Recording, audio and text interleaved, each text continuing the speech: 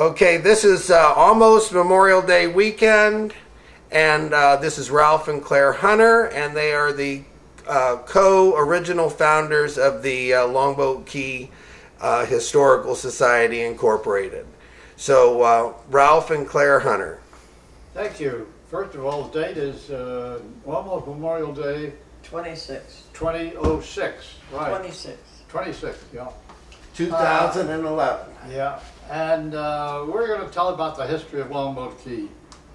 And actually, the Gulf was 6 feet lower in 800 AD than it is today. Therefore, there are no artifacts. They're all underwater. We found a few, but very few. The Calusa and Timucua Indians were here first, usually on vacation. Most of them were tall and athletic and tanned, and the Spanish were 5'6" or so. And the Indians were very good shape. They were over 5'6" for sure, and sun-tanned, and oh, they were great. They also were in Sarasota, of course, and they had middens, or garbage heaps, in Sarasota, and they had one 100 feet high north of Whitaker Bayou. I'm sorry, it was 100 feet north of Whitaker Bayou. It was 35 feet high, and in it they found Maya relics from South and Central America. And of course, to the early Sarasotans, they were perfect for roads. They were all shells. So they they used all the revenue, for all the middens for roads, so they disappeared. In 1538, the Spanish were in Longboat Key, and the Indians didn't like that at all.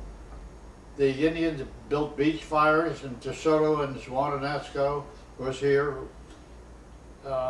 The Indians were, and they brought smallpox, chickenpox, and they sought gold, and they had 12 ships and 600 men and fighting dogs. They were looking for gold. Well, the gold was Dahlonega, Georgia, but they didn't know that.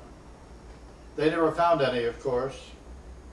1719, the French and Spanish fight over Florida. Don't know who won. 1763, the Indians have been reduced to 80 families. Not many left on Longboat Key, for sure. Most of them moved to Cuba. The Seminoles stayed.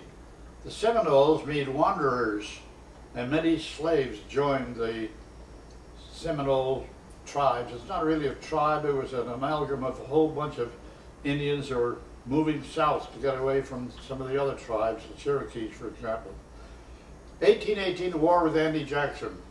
1819, Spain ceded Florida to the United States. 1821, Jean Lafitte was here. Only Gordon Whitney said, no, that's John Lafitte. It's Lefett. Lefett's Key is named after John Lafitte. And if you want to, Ralph, let's dig a little hole here. I think we'll find something here on Lefett's Key. Well, we never did. 1835 and 1855, the Seminoles Wars. They were fighting against the Americans who were coming down here and driving them out. And at one time, Billy Bowlegs was their chief. He had a garden near Fort Myers. And the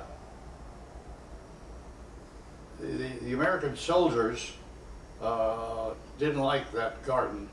As a matter of fact, they loved the garden, but you know, it was Billy Bowlegs, so they destroyed it. And that was what brought on the Second Seminole War. The American soldiers just completely destroyed his beautiful garden, and it was beautiful. And not much we could do about it.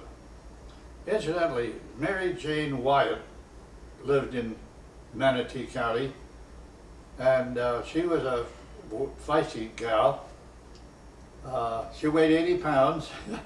And she married Bill Whitaker. They had 8 children. That's pretty good for Mary Jane Wyatt. Okay, 1842, the Armed Occupation Act. Everybody got 160 acres who applied. It was quickly repealed because the Senate realized that the common people would get land, and you can't have that happen. So they repealed it. 1848, a hurricane hit. It hit New Pass, and Bill Whitaker Mary woke up one day and said, "Hey, look, there's a new pass, and that's what how it got its name. 1858, March of Tears to Oklahoma. The Americans rounded up all the remaining Indians and sent them to Oklahoma via Egmont Key, and that was the end of the Seminoles. 1861 Civil War, Florida's greatest contribution was cattle to the Confederates. 1862, the Homestead Act. On Longboat Key, 22 people filed for land. It was all plotted, and if you wanted to apply for it, you had to go through a lot of red tape, same as today. But 22 people filed for land on Longboat Key. A lot of them built here. At the end of the Civil War, Judah Benjamin, who was the Secretary of War in the Confederacy, right after the war, he took some money and he fled. And they never found him. Why? Because he came to Florida. And he came to that house in Manatee, what's the name of it? Gamble Mansion. The Gamble Mansion. And he came to the Gamble Mansion and hid out.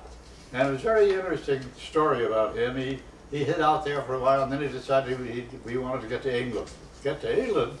Well, that's exactly what he did. Some sympathizers came along, let him have a boat, and he took off from Manatee County through the inland waterway, what there was of it, and he passed right by Longboat Key for sure. He had to. Finally, he ends up way down south of Florida and on the Keys, and he finally escapes to Cuba. And once he's there, he hires a boat and gets to England. He had quite some adventures there because there was a typhoon and a few other things, but he bribed his people. He had stolen a lot of Confederate money, and so he bribed a lot of people and got to England, where, believe it or not, he resumed his legal profession and was very successful in England as a lawyer. And I think he died in England. In 1891, the Rivers and Harbors Act dredged the bay. Thomas Mann applied for and got 144 acres. As a matter of fact, the property is exactly where Claire and I are now. It was on the north end of Longboat Key, 144 acres, oh boy. Anyway, then Thomas Mann sold it eventually. I think he sold it for $500 for the 144 acres in the north end of Longboat Key. That's a pretty good buy. 1895, the Mistletoe opened up the bay, and they said that was the greatest thing that ever happened to Sarasota, the Longboat Key, when they dredged the bay. And sure enough, the Mistletoe, the boat you've seen, came across. 1907, the Longboat Key Post Office was established on the south end of Longboat Key, where Corey's Landing is now. And Sally Bannon was there. She was a gal from Arcadia. She and her husband. No, Is that right? No. Where was Sally Bannon? She was on the north end. Oh. Me in the picture. Oh yeah. She was in the north end. I forgot that.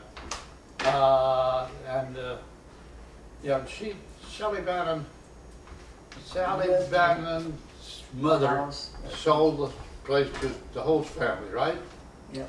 And the Holtz family established it. They never lived in it though. And finally Helen sold the house about 10 years ago. Helen Holtz sold it. And it's been destroyed. Jake Rupert of Yankee fame. Remember Rupert's beer? Well, he bought 37 acres for $25,000. He was going to build a hotel. That didn't work out. Either it didn't work out or it burned. I can't remember. 1911, 1912, we had some newspapers. The Longboat, I forget what they call it. I think it was a Sarasota paper. But in 1921, believe it or not, Longboat Key was split in two by an act of Congress, by an act of the state legislature. Why? Because Manatee County was so big it reached all the way down to Lake Okeechobee. So in 1921, they cut up Manatee County and established about 5 other counties. One of them was Sarasota County. So the surveyors had done the whole thing, and they had lines, and so they took one line and drew it across the state where they were making new counties, and one of them crossed Longboat Key. Trouble was, north of the line was Manatee County, and south of it was Sarasota County. They didn't care, so Longboat Key was split in 2. And it's been that way ever since. Sarasota County was created then, of course. And then we had a hurricane that year. And a lady by the name of Bessie Boston from Arcadia Phone Company. She and her husband here, they came to Longboat Key because they heard that the tomato farming was very, very good. So they came down here, rented a house, and did very, very well with tomatoes. Well, they had a marvelous time. But then the storm hit, and it hit so hard that it flooded most of Longboat Key with salt water. As far as they were concerned, Bessie Boston's husband went out to see what was going on and found that the chickens in the chicken coop were floating. So he figured, wow, this must be a big one. So, and it was. Bessie heard a horn during the night, and she wondered what it was. So she went out with a big pole and her baby's diaper on the top of it and waved it, and sure enough, the horn blew again. So she didn't know what to do. It was raining so hard, she stayed in. And in the morning, she told her husband, he said, well, let's go out and look for it. So they did. They went out and looked for it, and they found it. It was a boat, and the boat was in a tree, believe it or not. And they threw him a rope, and they got him down, and the Bostons then returned to Arcadia, thank you very much. And Ruined the saltwater. the saltwater ruined all the farming on Longboat Key. Oh boy. 1926, Longboat Pass Bridge was built by the county. It was floated away in 1932, and the remains of it were taken to Palmetto, of all places, where it became the bridge became a landmark in Palmetto. It was in Palmetto, yeah. And it was replaced in 1958 with the bridge that stayed. It was replaced in 58 with the present bridge. The Ritz-Carlton Hotel started in 26. Longboat and the hotel were cut off from the city of Sarasota in return for Ringling Bridge and lower taxes. They wanted lower taxes, so the city of Sarasota said, okay, fine, we'll cut you off from the city.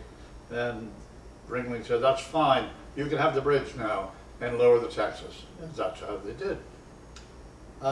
New Pass Bridge was built in 27. In Okeechobee in 1928, a hurricane over there killed 2,000 migrant workers. The migrant workers were over there picking the crops, and the hurricane hit, and they fled. Only the hurricane went north, and then all of a sudden the storm surge came south and killed 2,000 migrants. I think a levee broke or something like that. Levee broke, or yeah, whatever it was. Something.